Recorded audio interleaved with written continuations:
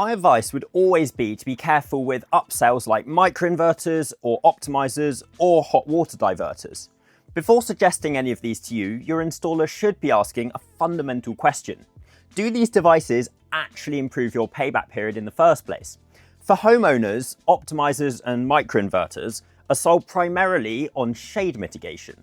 The idea that if part of your roof is shaded by a chimney, a neighbouring property, or trees at a certain time of the day, having each panel operate independently stops the weakest panel from dragging down the output of the whole string.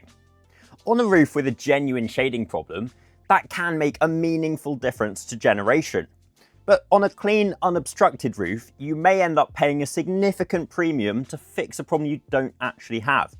And even on a shaded roof, the question isn't just whether they generate more, it's whether they generate enough to justify their extra cost, and whether they deliver a better payback period than spending that money on additional panels, for example. There's also a warranty risk.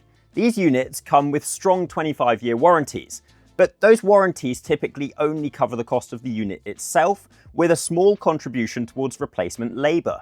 The actual cost of replacing a faulty unit on a roof can easily run into the hundreds of pounds, and that's before you even factor in scaffolding. You're installing complex technology that needs to withstand the UK weather for 25 years. If any of those units fail, any additional generation benefit they may have provided will almost certainly be wiped out by the cost of getting someone up on the roof to replace them. In some cases, you could end up with a worse return than if you'd never installed them at all.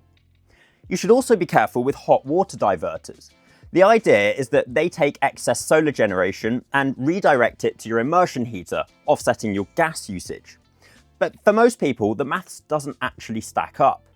Gas currently costs around 6 to 7 pence per unit. If your export rate is higher than that, which from most people it currently is, you're better off exporting that electricity to the grid and paying for gas. You profit from the difference.